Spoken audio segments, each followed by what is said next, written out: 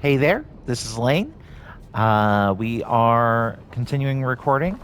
I recently recovered the Lyrium Dagger, which is the key to Solus's plans. So I don't. I believe this is the room which. Oh no, this is a music room. This is not where I want to go.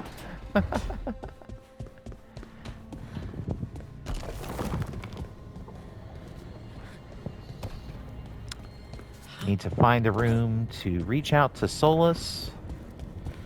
Solus is in my head, so I need But to that room meditate wasn't to there before. access him. I don't think. Oh, the room was there. The room was very much there, Rook. It's just it was covered by all these vines, which is a way of saying that this will open up later on in the game. Never Harding must have put my pack here. Makes sense. Better place to sleep than the infirmary. Okay, Unless I yes, can spare this a few is. moments to unpack my things. Yeah, let's unpack stuff.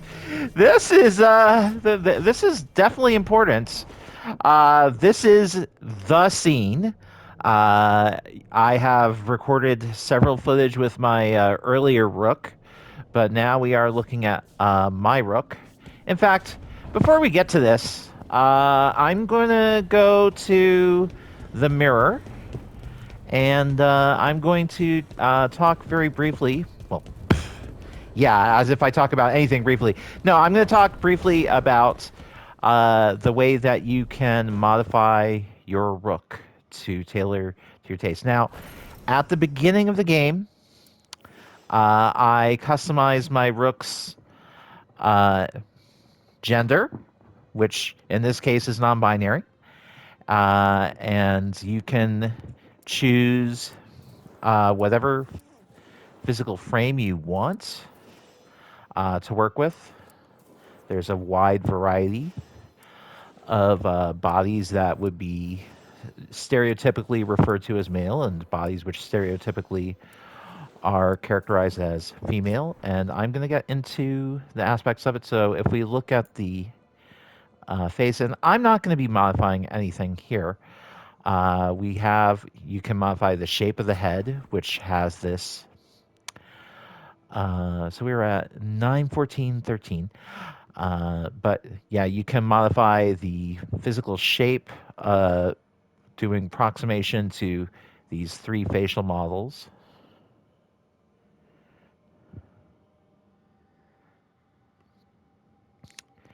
And so there is a bit of a. You can't really go too far into any of them, but I believe I was right about here earlier. And you can change the complexion of your character, the width and depth of your forehead and brow, your chin. You can modify your larynx, which is something that this is a characteristic that some trans women are very conscious of, is a way in which they are clocked. I'm going to use it. Yeah, I'm just going to use the term clocked. Clocking is the process, is the term that trans people use for that snap judgment that people use when they meet you to think about and they recognize, oh, this person is trans, judging by physical features. Now, you can be clocked over the phone with your voice. And I know I worked in a call center for a roadside assistance company for over a year during the pandemic, and I got plenty of practice. I Before I came out as a trans woman, I was using my job to get lots of voice practice in. And one of the characteristics of modifying my voice is learning to have my larynx raised as default. And, it took a couple months of doing this in regular conversation. I'm pausing for a second. This is what my voice would sound like when I drop my larynx. And if you look at my YouTube channel, You can see lots of video of me pre-transition. And now I'm going back up again. So this is my regular voice. This is the voice I use in classrooms. This is the voice I use in daily life. And right now I am tightening the airframe of my larynx to try to restrict the amount of airflow within my throat in order to get a more feminine voice. I do practice this. Most weeks, I'll put in a couple hours to work on this, but I find that uh, training my voice, the most important thing is I have to be talking to a real person or having a real and engaging dialogue with a person, whether that's over the phone, face to face. That is really crucial because it's challenging my brain to dedicate more of the cognitive effort of controlling muscles that I don't normally think about to be able to work in a specific pattern. And uh, there, this is something that takes a lot of time, and you can modify your scalp. So I don't. Okay, I see that that's shaping the very top of the head. And so things like this is stuff that definitely is dealing with this for you. So we're going to talk about body shape. So right now, my character is very clearly. So there's three profiles here. The overall shape here. This is what they refer to as oval, which most people would say characterized as having a fair amount of fats, and then this hourglass icon indicates a very low, lower body fat and fairly low muscle mass. And then up here we have a high muscle mass, uh, which is neither part. So we have something that is a fair amount, pretty muscular, and a fair amount of body weight, and then more lean and fit figure. I would say part of role playing games, there is a bit of wish fulfillment here. This is where my rook was before. I would say I'm about here, although there are a couple other factors that I have modified previously. So I'm going to go back. Yeah, I do. I have considerably higher, uh, body fat than this. I'm not I'm not obese anymore. I lost a ton of weight during transition, but uh, over the last year and a half, I have been doing regular workouts with core and weight training and cardio to develop more muscles throughout. And we do have skin tone. So Qunari, you haven't seen too many of them so far. I picked a rather humanoid one, but there are far more fantastic colors, such as a more ashy obsidian color. Although it's not really fair to say, because there are people who do have these colors in real life, and there is more of a blue tone in the warm colors. But yeah, I did pick a fairly warm, which is incidentally the melanin factor is separate from skin tone. So I'm going to pick a lower melanin count. This. But the human choices and the elven, the other species choices have are much more proximate to the range of the human skin tones, eye shapes.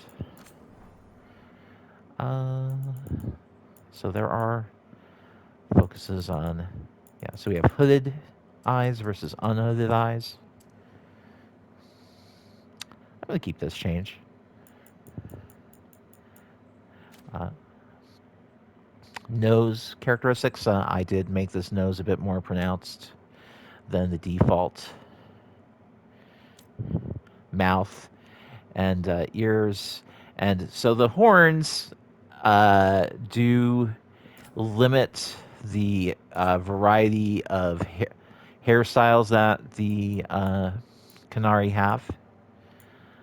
I'm going to go back to the one I picked, which I think is a nice feminine hairstyle because, of course, being non binary doesn't mean that you can't have more strongly coded masculine or feminine characteristics to you. And this game, yes, we are looking at horn styles, the different. So this was 23. And you can see there are a number of different ways in which the horns can be crafted. And so the horns have metal rings around them for adornment, as well as this character has some sort of gem-like material that covers it. And of course, I picked the light blue and the uh, magenta to pink hair to replicate, along with the fairly fair complexion of Lainey to represent trans identity with the proximate colors of the trans flag. Makeup, I'm not getting too much into that. And yeah, scars. Scars are a big deal, and tattoos. So if we look at body scars, there is an option. You can set top surgery scars on. This is something that so Lainey's build is very um, is more uh, feminine coded, I would say. But let's see, the camera does not allow me to get close in and zoom in on the areas where top scars would be. But out of solidarity for trans men, I will leave that option on. But in my previous playthrough, there was no point where there was frontal nudity, and there the only nudity I saw was with Tosh, who is the other Qunari in your party, and you get to see their calves, thighs, butt, back, and that's really all you see. I would say this is the playthrough I had in terms of sexual content, nothing more than PG-13. Whereas in Inquisition, I can definitely say, yeah, Inquisition had some full frontal nudity with a male Qunari, Iron Bull, played by Freddie Prinze Jr. There are tattoos. I did set a tattoo pattern which has small tattoos on the arms. Not really. There aren't that many options for tattoos. For let's see, for the face we have 22 different patterns. I didn't set any previously, and I do have some minor geometric tattoos that are on the arms and legs. I myself do have one tattoo, personally, on my left upper bicep area. So these are some of the ways that you can modify your rook to meet your needs. And but the characteristics are locked in.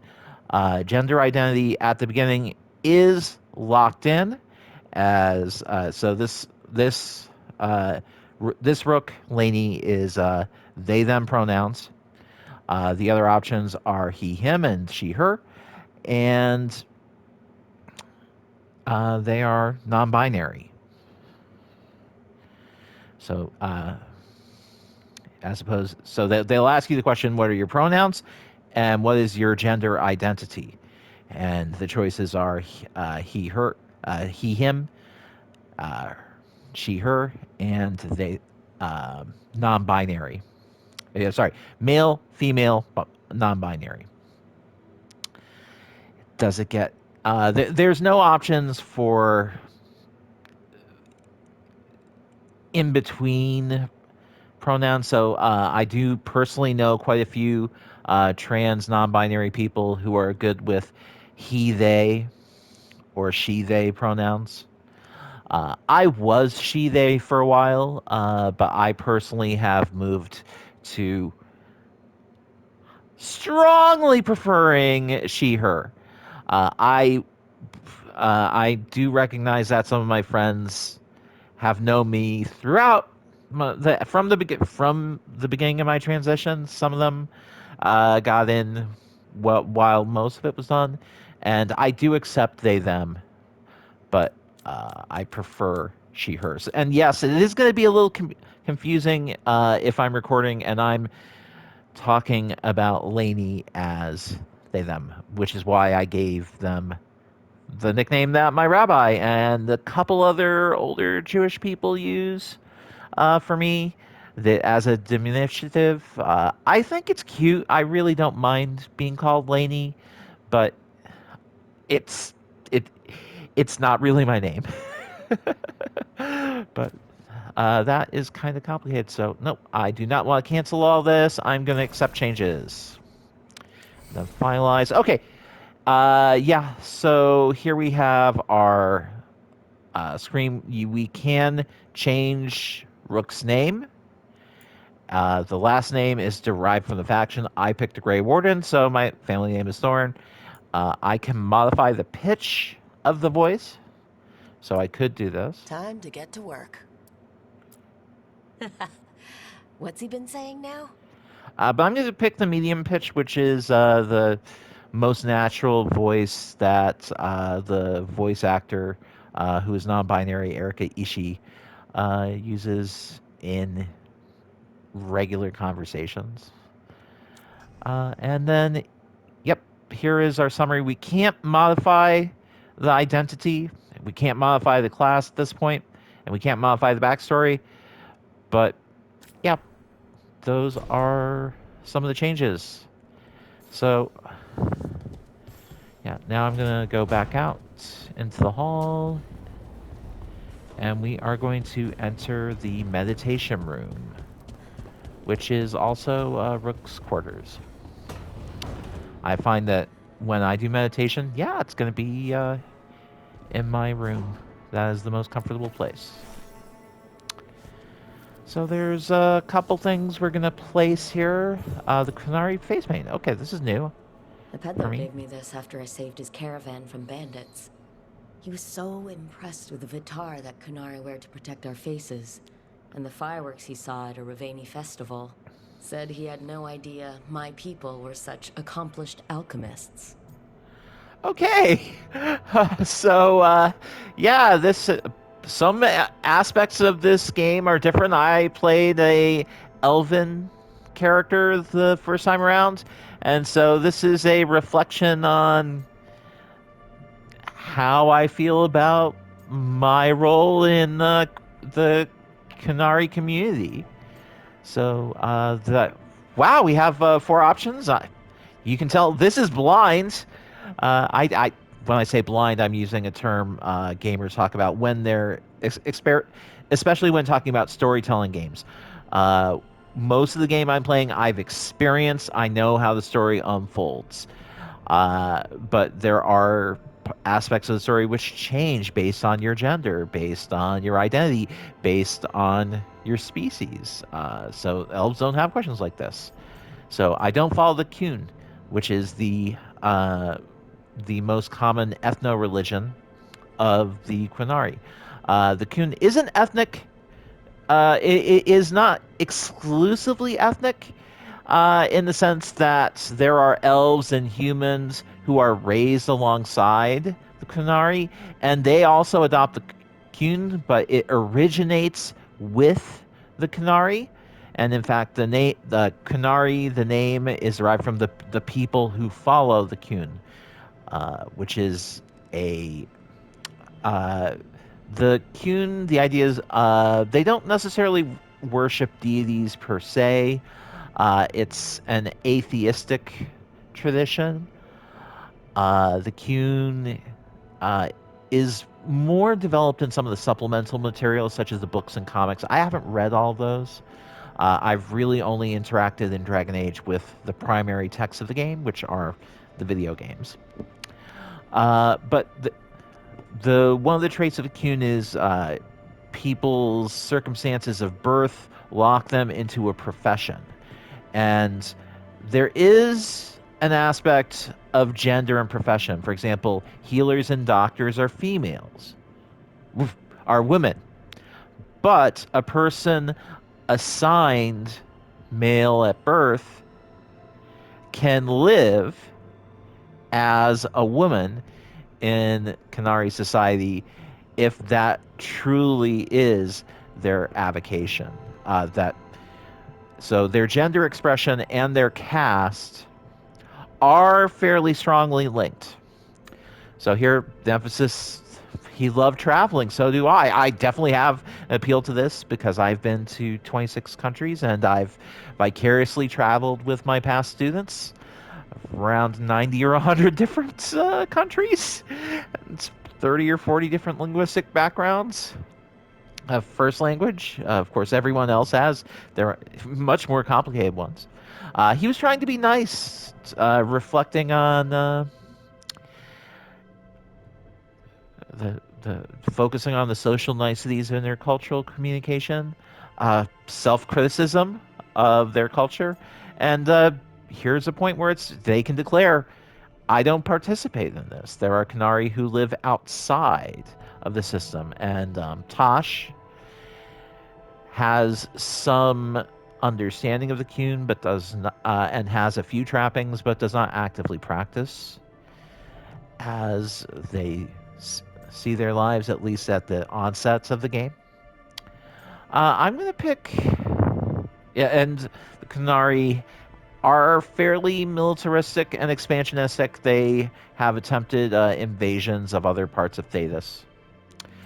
So I'm going to pick the Qunari have problems. Uh, I suppose Rook Lainey could be a follower of the Qun, but also be engaged in highly critical discourse with it, which I feel is a very good way of describing my relationship with Judaism. So I'm going to pick this one. My people went to war with the whole world and then lost control of their own military. Alchemy is all they've got left. Well, there's more to the Qunari than just knowing alchemy. I can definitely say that. Place magical project. Okay. So this is a chance for reflection on being a mage. The ever-turning orb. My final training project as an apprentice. I spent months finding the precise balance of energy flows to make the enchantment permanent. So here's a case where this was a situation that I experienced in my previous playthrough with Lane, the elven mage. And so we're looking at the sense of personal achievements in their profession. It was hard but worthwhile. For all the good it did, okay, so this is dismissive. Reflections on I wasn't a model student. I was a pretty hard worker. I was a pretty hardworking student in grad school. I was not so committed in high school and undergrad. I was still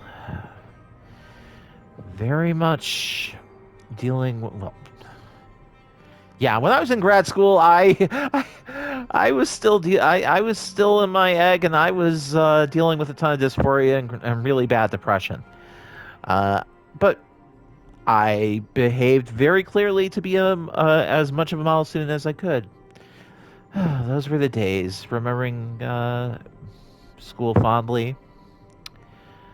Uh, I'm, I think this one is the one that corresponds most to my life. Amazed this thing still works, seeing how many times I messed up the magic and broke something. But I got there eventually.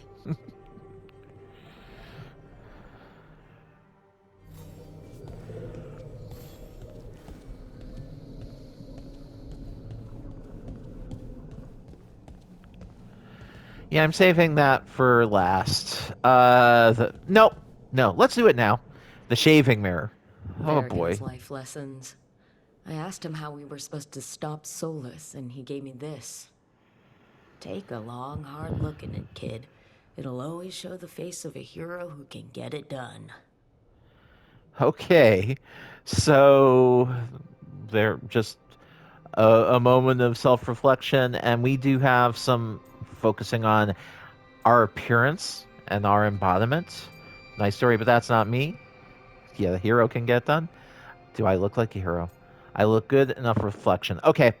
I can also comment about how I feel about my tattoos.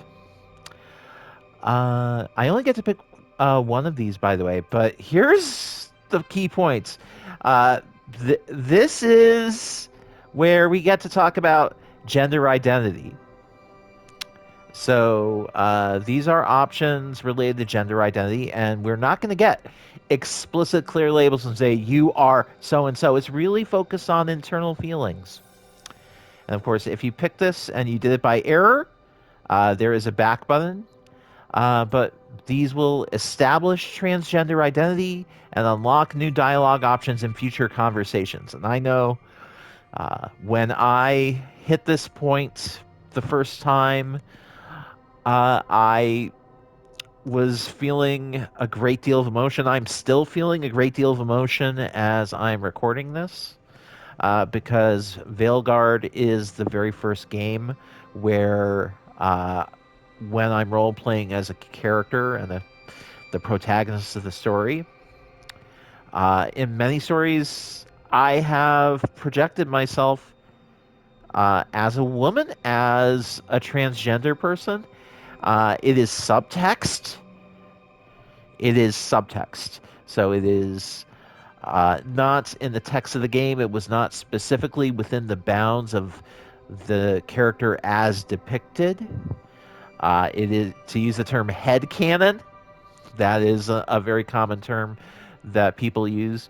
But you can be canon trans. You can be that. And so we have three different perspectives focusing on joy and self identity. I love who I am, which is a very powerful emotional response. And when I played through, I felt this was the one I chose, and I feel a sense of self actualization, even though my physical appearance and body is not where I want it to be. I am so much closer to my goals than I was when I started at age 42. Feels good to see the real me. So this is a thing I do sometimes feel a sense of personal satisfaction of having successfully transitioned. And then here we have something that I think is how I feel most days. I'm getting there, emphasizing the ongoing process of progressing, of getting closer to being the type of woman, the type of non binary person I want to be. Uh, for those of you who think there's an inherent paradox, uh, this is a line I give when I'm doing public speaking and when I'm introducing myself, especially to queer and trans friendly audiences. I tell people, yeah, so I'm going to tell you my gender identity. I am 100% authentic woman. And I'm about 20% guy and about 200% fuck you. I did not ask you for a mathematics lesson. That was not something that I asked for. Do not give it to me unless it's solicited. Now, when I do this, I do act, and I do put a little more, a bit more confrontive attitude of yeah, I did not ask you for a math lesson. I do that with my voice because I get a laugh out of people. But it's also true. I don't like people lecturing me about how my identity is ambiguous because there is some aspect of fluidity to it. And so you're allowed to be a trans character who is in the process of moving their lives and their body and their mental processes to being the gender and the type of person they want to be. So, the first time I picked I Love Who I Am. This Tosh, yeah, sorry, this Tosh. Yeah, this Lainey, I'm going to pick I'm Getting There. Because this is how I feel most days. I don't know, Varric. Catching my reflection still hits hard some days. But knowing who I am is worth it. And every day when I look in that mirror, I'm closer to seeing the person I want to be staring back. Yeah. Yeah, and I feel I am breaking out in tears right now because that is how I felt. Yeah, I broke down and cried for quite a few minutes. First time I got to the scene in the game, and you can tell. Yeah, I am feeling that right now myself. At this moment, um, this is the first AAA video game where I get to play as a trans character. It's not just something that is internal inside my head and I can't communicate it. And I know that when I played Inquisition in 2014, uh, or no, 2015, uh, when I played it, it was. I did play as a woman. Why? Because that just felt more natural to me. But I felt that was just the way I played games. It wasn't something that I was going about in my daily life. All right, what's this toy griffin about? Every time I look at this, I can hear that little girl thanking me for saving her village from Darkspawn. She said that since the Grey Wardens didn't have griffins anymore, I could have hers. Oh, well, If I that's a hadn't really been sweet there, story. I'd never have met Varric. And never had to deal with the first warden complaining I ignored orders. Okay, so this object in the room is reflections upon the faction that you join. I think my Veil Jumper elf was looking at some. I think it was this case of the map that she destroyed to save her friends.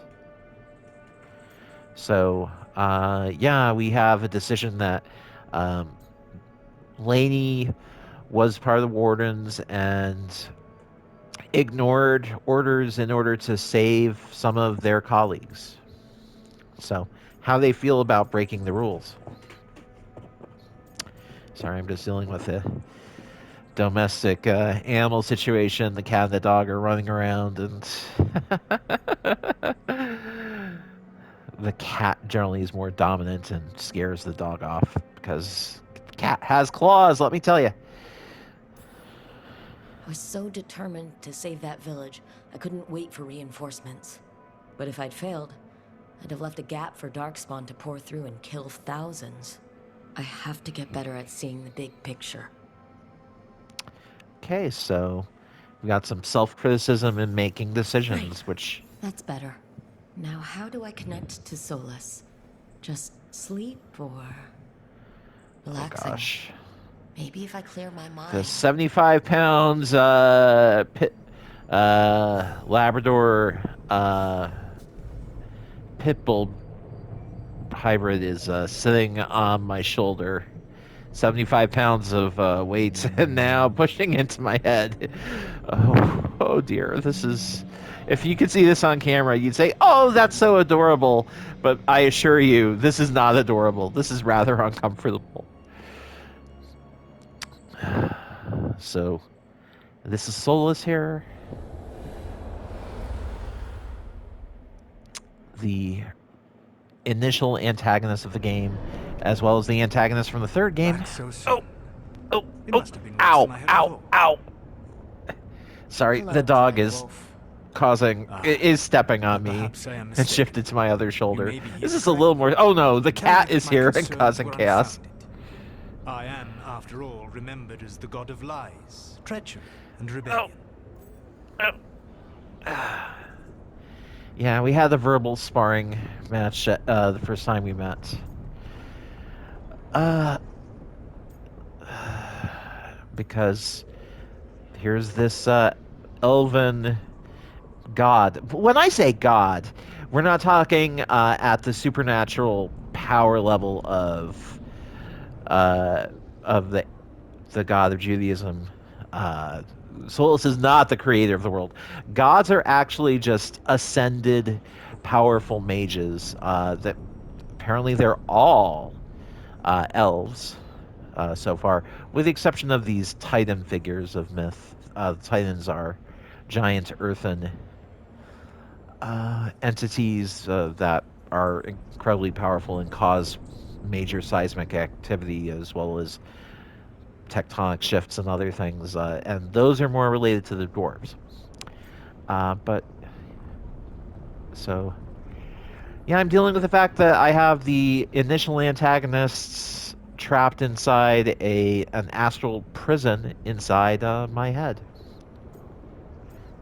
so I can respond in a general positive, affirming sense, upbeat, sarcastic and witty, and more of a tough, badass style.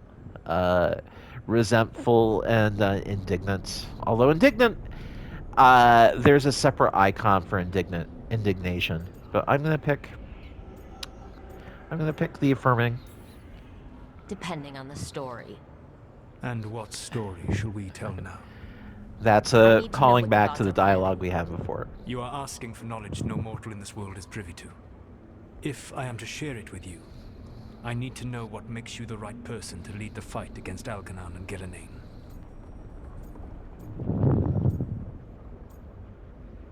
Ooh. Social conscious punching up. Yeah, you should know. I stopped you, didn't I? You disrupted the ritual. Yeah, I did. Even though I'm nowhere near as powerful as you. Your plan is to tell me how powerful you aren't? Back in the Grey Wardens, I was with a group of recruits outside this village, dealing with a darkspawn incursion.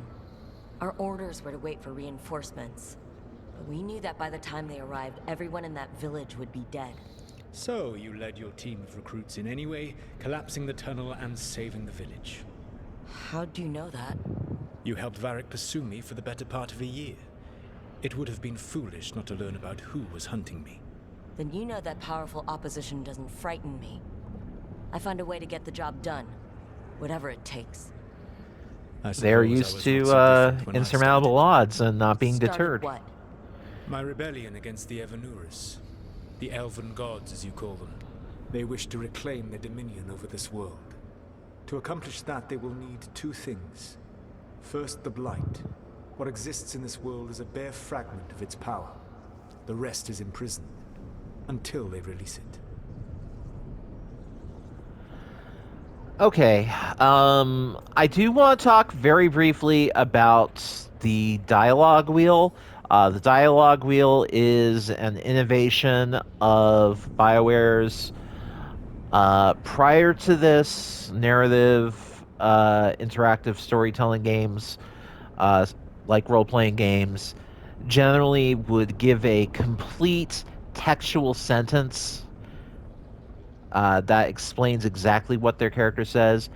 And it generally would be written in text. There would be no vocal read of the lines because there are thousands, tens of thousands of lines, in some cases over 100,000 lines of dialogue in a game.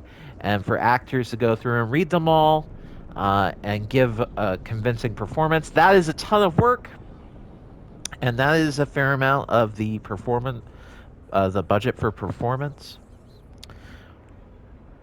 And it also takes up a huge amount of the interface of the game system. So what BioWare did is they use, and this system debuted in Mass Effect, the first Mass Effect game. 2007. There's a wheel, and you can manipulate. You move along the wheel to find the position that you want. Now, this game really only puts 4 decisions on the screen at a time. You can go to additional sections which are marked with this question mark to get additional information, but that doesn't decide the path that your character chooses. So here at 9 o'clock, can we stop them? This is indignation, stubbornness, affirmation, going along with the conversation, going along with Solus's premises, not challenging them, being supportive and saying, okay, we're working together. How do we stop them? And then a more intimidating, bravado esque, and I'm going to use the term badass because that is a common term that people would use for this. In Mass Effect, the 2 primary alignments which got a numeric score were Paragon and Renegade. That doesn't exactly exist in this game. There are more emotional responses. But any of these second page options are neutral in deciding what kind of person Rook is, but they do definitely just give you more information about the world. I don't understand. Elgernon and Gillenane were elves like you, right? Why would they want to blight the world? It is my fault. As the Dread Wolf, I was a thorn in their side. When my efforts weakened their grasp on the Elven people, they grew frustrated, then desperate. And turned to the blight. Once the corruption took hold of them, they were blind to its horror. It was just another source of power for them. Now they would blight the world without hesitation and call us backward and foolish for opposing them. Okay, so the blights, there are different ways it's represented in other games. Red crystal is one of the common motifs in earlier games, but in Veilguard, the nature of blight has changed, and it looks like that biological pimple-like growth that is on the land, and then black veins and blemishes across the skin with when it infects animals and beasts and humanoids. The blight didn't escape with the gods? Elgernon and Gillenane escaped largely empty-handed, fortunately. Most of the blight is still trapped in the prison I created ages ago. So what we saw at that village, that's them not at full strength? Correct. The village that we went to that was overrun by blights was a village of horrors, of grotesque, mutilated corpses and misshapen bodies, things that were that if you didn't know better, you would not think to be human or elven or whatever. Yeah, the blight perverts the environment and the body, and it is very clearly and very plainly a metaphor for ecological and environmental destruction caused in modern day environmental situations by industrial development. This is a very long-standing aspect of fantasy fiction dating back to Tolkien. Mordor uses a lot of iron making and war making technology that scars the land and renders much of it inhospitable or completely unfit for habitation among the people who live there. And that was Tolkien making commentary about his society in the 1930s, 1940s, 1920s, growing up in the UK. So this is an important literary aspect of the modern fantasy genre. This is Dragon Age, in some ways, contrasts with a lot of these tropes. Um, like, but dealing with alternative attitudes and approaches about sexuality. But I can't look at the codex right this second, but I will take a look at the codex when we get out of this. The rest of the Blight is imprisoned? There's more than what's in the world already? Yes. Centuries ago, the Magisters of Tevinter opened my prison. A tiny fragment of the Blight escaped. That fragment grew beneath the earth and led to the Blights that have swept across the world. However terrible the Blight is now, it is a mere fraction of what we will see if its full power is unleashed. Okay, so the horrors that are coming across the earth with the release of the Elven God, Solus was releasing demons and spirits on the earth. He wanted to destroy the separation between the spirit realm, where people go when they dream, except for dwarves. Dwarves don't dream, and he wanted to render them fully inhabiting the material plane where the main story takes place. And at the beginning of the game, Rook and Varric and Harding and Nev struggle to stop his ritual from bringing that barrier down. And that's where the two elven horror gods get loose. So that's the stakes of this story. What would they need to do to free the Blight? And how do we stop them from doing it? They will need to pierce the veil to reach the Blight's prison. My Lyrium dagger is one of the few artifacts capable of doing so. We've already recovered it from the ritual site. Excellent. Then they will have to make their own. That will give you time. You said the gods needed two things, and the Blight is the first. What's the second? Followers. They have called themselves gods. And what is a god without worshippers to sing their praises? You think they want the elves back? I don't think the elven people will bend a knee to blighted, murderous monsters. Agreed.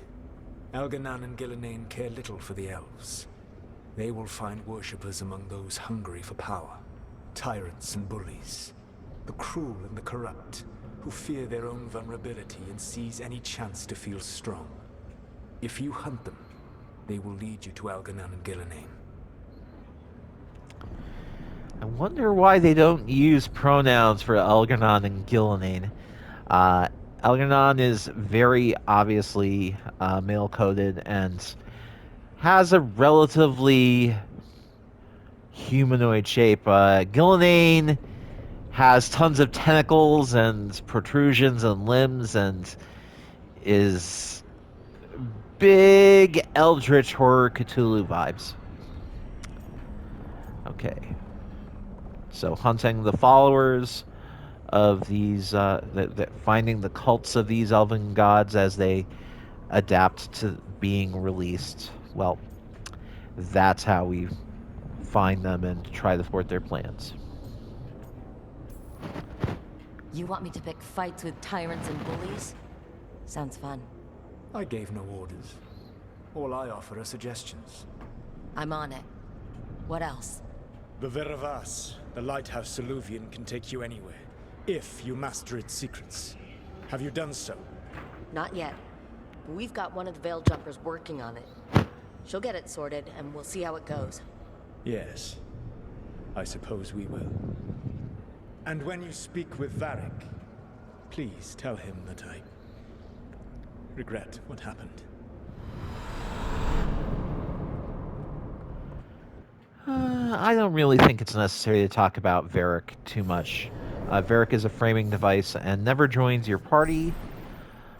We do have a wardrobe. Okay. Let's see how much we have in the way of options. Decoration mode.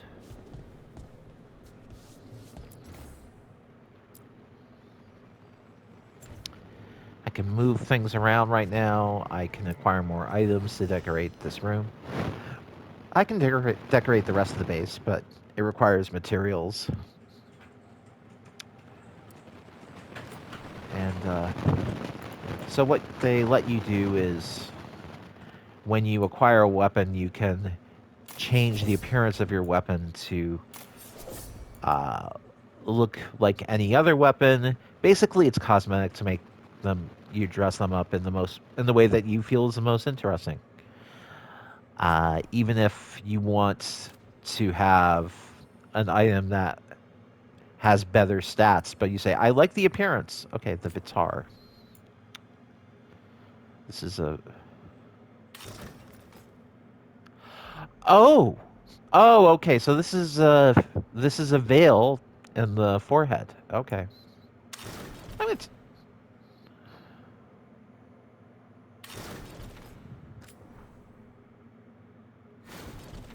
well, let's get out. So I guess when Rook goes into battle, it's visible. Wait, what was the default?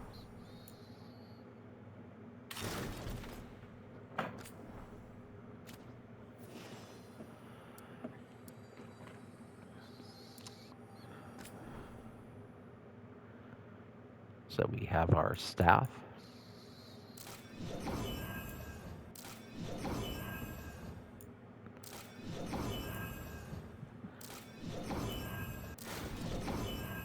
Whatever I'm using, I'll let that change. And you can modify the appearance of your companions. Any options for clothing?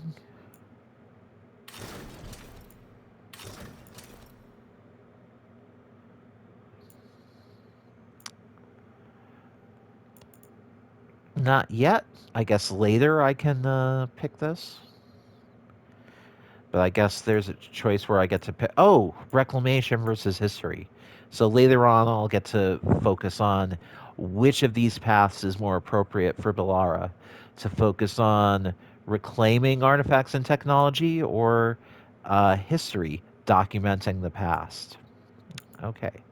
So that's a bit of a narrative, and we do have some information about Belara there. Harding, her outfits, we've got her traveler's kit, Spelunker's gear for when we're going cave exploring. Something about the path of the ancestors, the path of kinship. Okay. Not quite sure what that is. Because I did not play too much with these options the first time I played through. But a lot of the fun of this game for some people is dress up. I know this is very true with Dark Souls. Dark Souls, the armor that you wear in most of the games really doesn't change. It doesn't have a heavy impact on preventing damage. So people sometimes talk about fashion souls. They just pick whatever they think is the coolest outfit, and even though they might be losing a 10 or 15% resistance to damage of various elemental types, they don't care about min-maxing. At that point, they really want to just focus on what appeals to them. And this game says you pick the outfit that best appeals to you for yourself and for your friends. That being said, like Nev has this hat, this interesting hat. It kind of looks like the mortarboard that you would wear at graduation. And that is the wardrobe. So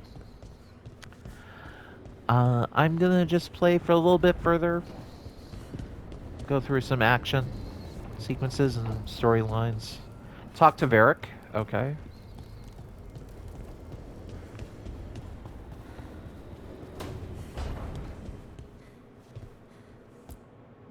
So Solus told the truth about the gods. How's he know? It's bad, Varric. If you'd seen He must Deneth's have really good crossing- ears. The team needs to act fast. And it can't do that with me leading from a bed. You've got to take point on this.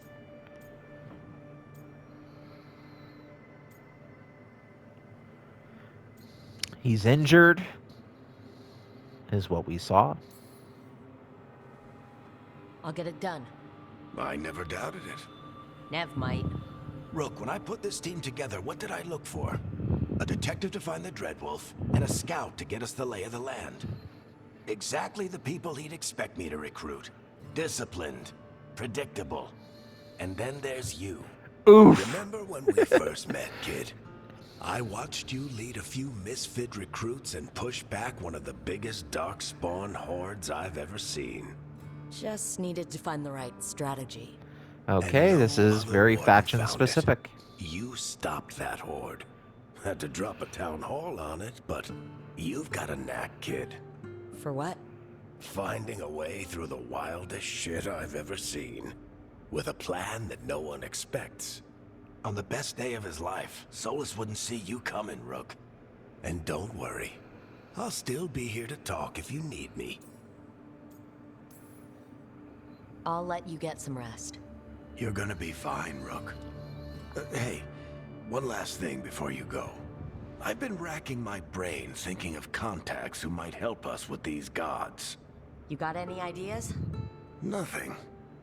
But being a leader isn't about having all the answers yourself. It's about knowing who does. Nev has connections to a whole world that Harding and I barely know. Might be worth talking to her. Will do. Thanks, Varric. Anytime. All right, folks. A bit of a dialogue there, and I realize, yeah, my PlayStation has I a wish I 1 could hour be limit out on there with you, clips. Rook.